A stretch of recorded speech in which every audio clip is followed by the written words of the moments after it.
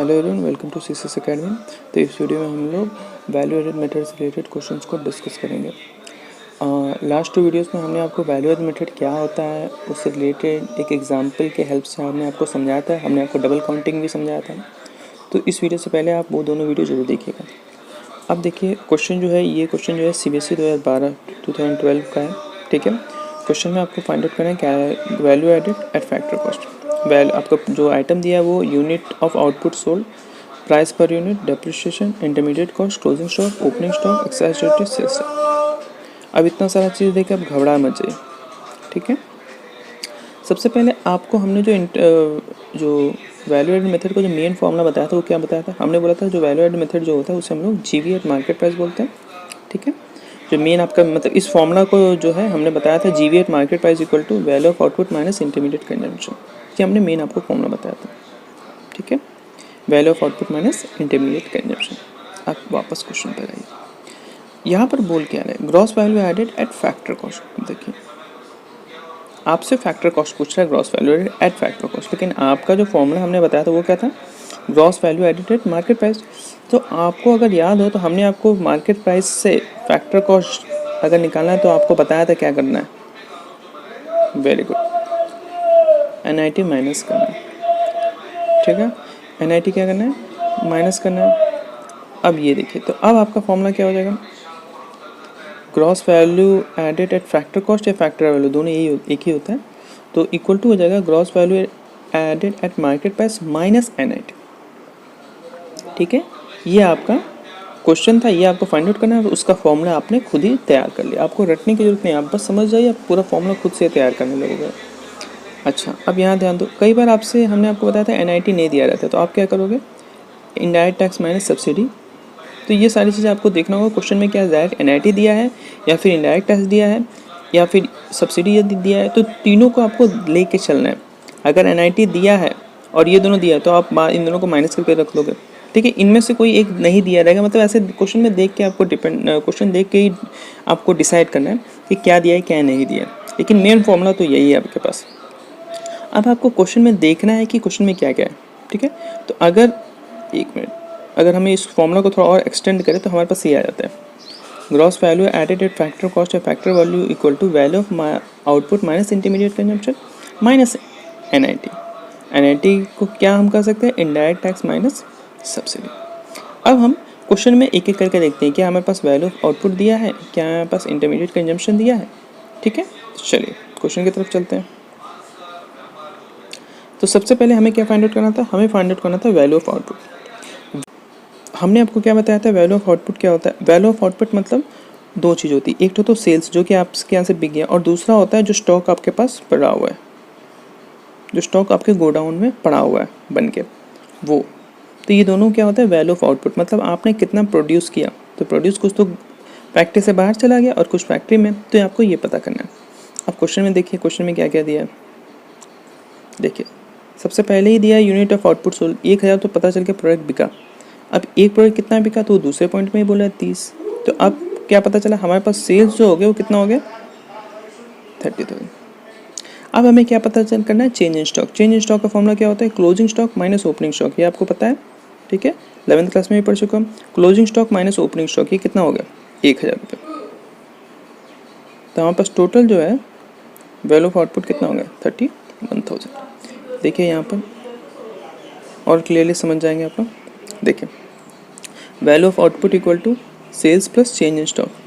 Sales कितना है 1000 into 30 plus change in stock कितना होगा 3000 माइनस 2000, तो टोटल कितना हो जाएगा 31,000। क्लियर है। अच्छा, अब आगे देखते हैं। अगला जो आइडेंटिटी हमें पता करना है, इंटरमीडिएट कंजम्पशन, ये दिया है कि नहीं।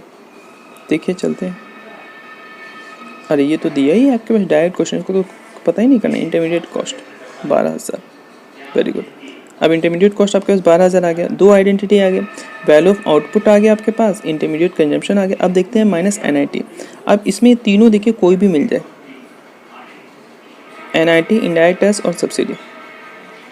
देखिए NIT इनडायरेक्ट टैक्स या सब्सिडी, डेप्रिसिएशन तो हमें कोई काम ही नहीं है, NIT इनडायरेक्ट टैक्स। अब यहाँ देखिए लास्ट में दो, एक्साइज ड्यूटी और सेल्स।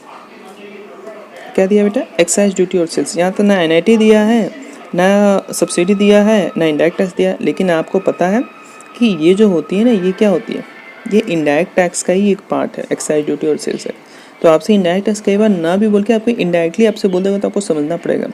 तो एक्साइज ड्यूटी और सेल्स टैक्स किसका पार्ट है, इनडायरेक्ट टैक्स का, ठीक है। तो ये दोनों कितना हो जाएगा आपका 3,06,000। तो आपके पास सिर्फ एक ही चीज़ दिया है, क्या, इनडायरेक्ट टैक्स, ठीक है। तो ये चीज़ दिया है, तो आप क्या करोगे, इन दोनों को जोड़ दोगे 6,000, और आप आपका फॉर्मूला देखिए आपने क्या लिख दिया। अब देखिए इस फॉर्मूला में आपने सबसे पहले ये देखिए, ये फॉर्मूला वैल्यू ऑफ आउटपुट लिख दिया, फिर minus intermediate consumption, minus NIT में जो था आपके पास 2 तो एनआईटी थे, उन दोनों को जोड़ के माइनस कर दिया। तो आपके पास आंसर आ गया 13,000 करोड़, 13,000। होप आप लोग को समझ में आ गया होगा, ठीक है। आपको जो है क्वेश्चन, जो फॉर्मूला देख के फिर क्वेश्चन से निकालना है, आप क्वेश्चन देख के नहीं वो करना है, बस आपके पास फॉर्मूला है, फॉर्मूला में जो चाहिए उसको क्वेश्चन में खोजिए, क्वेश्चन में मिल गया बस उसको फॉर्मूला में पुट कर दिया, बस इसका सबसे सिंपल वे यही है। अब हम लोग अगले क्वेश्चन पे चलते हैं। ये क्वेश्चन भी आपके 2012 के सीबीएसई में आया था। इसमें आपको जो है नेट वैल्यू एडेड है फैक्टर क्वेश्चन करना है। तो देख के घबरा मत जाइए, बस वैल्यू एडेड है तो आपका मेन फॉर्मूला होता है, उसी से सारे फॉर्मूला निकला, ठीक है। आपके पास दिया क्या क्या है, consumption of fixed capital, input duty, output duty, price पर output duty, net change in stock, intermediate cost और सब्सिडी। चलिए सॉल्व करते हैं। देखिए सबसे पहले आपका फॉर्मूला मेन क्या है, आपका जो मेन फॉर्मूला है हमने आपको थोड़ी देर पहले बताया था। आपका जो मेन फॉर्मूला होता है वो होता है GVA एट मार्केट प्राइस, ठीक है, GVA एट मार्केट प्राइस। अच्छा, GVA एट मार्केट प्राइस का जो फॉर्मूला है वो क्या है, आपका value of output minus intermediate consumption. आप यहाँ पर देखना चाहो तो देख सकते हैं, GVA at market price value of output minus intermediate consumption, ठीक है। लेकिन आपको ये पता करना है, ठीक है। तो GVA अगर ध्यान दीजिए यहाँ पर, अब यहाँ पर ध्यान दीजिए, फिर से हम लिख रहे हैं, आपको पता क्या करना है, आपको पता करना है NVA, अरे एक मिनट, आपको पता करना है NVA एट फैक्टर कॉस्ट। दिया क्या आपके पास, आपको वैल्यूज जो हमने आपको बताया था, फॉर्मूला आपके पास जो है वो पहले से क्या है, GVA एट मार्केट प्राइस, ठीक है। तो अब देखिए हमने आपको जो ट्रिक बताया था जिससे कि आप जा सको, सबसे पहले देखो ग्रॉस से नेट में जाने के लिए आपको क्या करना होगा, आपको डेप्रिसिएशन माइनस करना होगा। तो डेप्रिसिएशन का दूसरा नाम क्या है, कंजम्पशन ऑफ फिक्स्ड कैपिटल, तो माइनस आप करोगे डेप्रिसिएशन। फिर आपका वैल्यू है, ये है, फिर मार्केट प्राइस से आपको फैक्टर कॉस्ट जाने के लिए आपको क्या करना होगा, माइनस NIT करना होगा, ये आप जानते हो पहले से, ठीक है। तो यही चीज़ को देखो यहाँ पर एक फॉर्मूला बना कर दे दिया है, annual factor cost equal to GVA at market price, GVA at market price, ये देखो minus consumption of fixed capital, consumption fixed capital का मतलब ही होता है क्या, डेप्रिसिएशन, और माइनस NIT। क्लियर है, हो जाएगा। चलो अब हम लोग देखते हैं। सबसे पहले हमें देखना है इस क्वेश्चन में क्या क्या दिया है हमारे पास। इस क्वेश्चन में सबसे देखो वैल्यू ऑफ आउटपुट का मतलब क्या होता है, हमने आपको बताया था सेल्स होता है और प्लस होता है चेंज इन स्टॉक, ठीक है। तो अब यहाँ पर देखो क्या क्या दिया है, देखो आउटपुट सोल्ड पर यूनिट दिया हुआ है और पर यूनिट प्राइस, मतलब आपका कितना हो गया, 20,000 रुपये तो सेल्स हो गया। चेंज इन स्टॉक देखो, नेट चेंज इन स्टॉक आपको -50 दिया, तो अब ये जो हो जाएगा -50 हो जाएगा। आपका कितना हो जाएगा, ये दोनों को डिफरेंस निकाल दोगे तो आपका क्या हो जाएगा, आपका वैल्यू ऑफ आउटपुट आ जाएगा। तो ये देखो ये यहाँ पर निकाला है, value of output equal to sales plus change in stock 19,950। Clear है।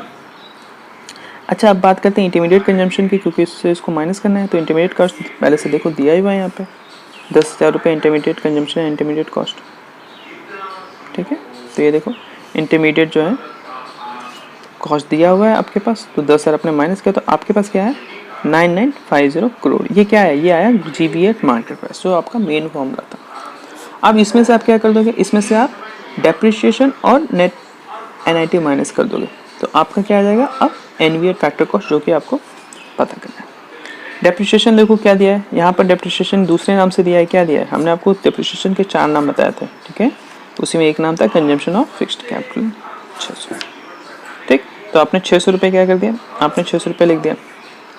अगला है माइनस NIT। अच्छा NIT के लिए हमने बताया था आपको इनडायरेक्ट टैक्स माइनस सब्सिडी भी होता है, अगर इनमें से कुछ भी हो तो देखो क्या क्या है यहाँ पे,